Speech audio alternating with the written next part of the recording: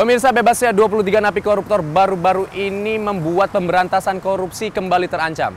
Terlebih diantaranya yang baru menjalani pidana singkat Jaksa Pinangki Sirna Komalasari. Benarkah pemberantasan korupsi semakin melemah? Bersama saya Daneswara Pandiasa dan Widya Bayujati. Berikut liputannya.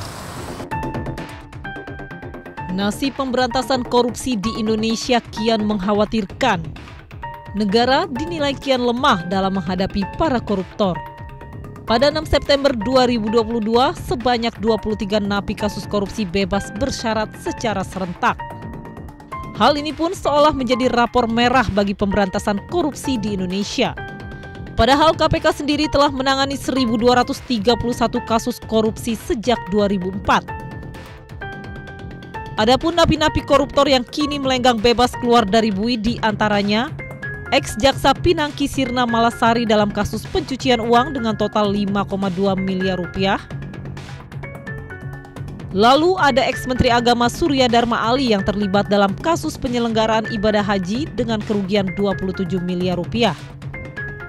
Selain itu ada ex-Hakim Konstitusi Patrialis Akbar dalam kasus suap impor daging sebesar 10.000 US dollar. Selanjutnya ada mantan Gubernur Banten Ratu Atut Khosyah yang terjerat kasus pengadaan alat kesehatan dengan kerugian sebesar 3,8 miliar rupiah. Terakhir mantan Gubernur Jambi yang juga seorang selebritis tanah air Zumi Zola dalam kasus suap RAPBD Provinsi Jambi, di mana Zumi Zola terbukti menerima suap sebesar 37 miliar rupiah. Publik tentu sangat kecewa dengan keputusan pemerintah yang membebaskan para koruptor. Sebab korupsi tidak hanya merugikan keuangan negara, tapi juga melanggar hak-hak ekonomi masyarakat. Nah, inilah yang dalam konsekuensi hukum inilah istilahnya tontonan yang sangat mengecewakan dan masyarakat menjadi apatis. Apakah mereka masih mau membantu pemerintah untuk memberantas korupsi lagi? Saya setidaknya meyakininya berkurang sekarang semangat itu. Adapun dasar pemberian hak bebas bersyarat bagi para koruptor mengacu pada pasal 10 Undang-Undang Pemasyarakatan Nomor 22 Tahun 2022 tentang pemasyarakatan, di mana undang-undang yang sama digunakan untuk pemberian remisi bagi pelaku kejahatan kriminal umum lainnya. Yang cukup mengagetkan adalah ketika ternyata ada 23 orang napi koruptor yang bebas bersyarat karena diberlakukannya Undang-Undang Lembaga Pemasyarakatan yang baru, begitu ya. Jadi Undang-Undang 22 tahun 2022 dasarnya adalah di pasal 10. Di sana poinnya disebutkan bahwa kejahatan korupsi atau tindak pidana korupsi, pelaku-pelakunya yang dinyatakan bersalah, yang kita sebut sebagai koruptor, itu kemudian perlakuannya sama, gitu ya, sama halnya dengan pelaku-pelaku tindak pidana lainnya. Mudahnya prosedur pemberian remisi terhadap para koruptor ini dinilai semakin menegaskan korupsi tak lagi dianggap sebagai kejahatan luar biasa. Sebab pemberian remisi ini dinilai sama dengan pemberian remisi kepada tahanan kriminal lainnya. Padahal sebelumnya pemberian remisi terhadap koruptor memiliki aturan yang sangat ketat sehingga sulit diberikan.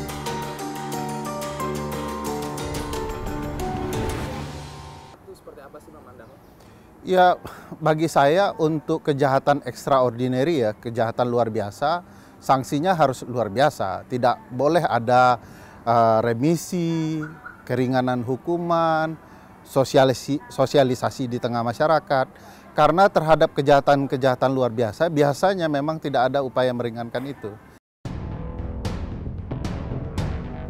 Berkaca dari semakin melemahnya aturan dalam menghukum koruptor, sejumlah pegiat anti korupsi meminta agar juga dilakukan pemiskinan terhadap koruptor melalui perampasan aset korupsi.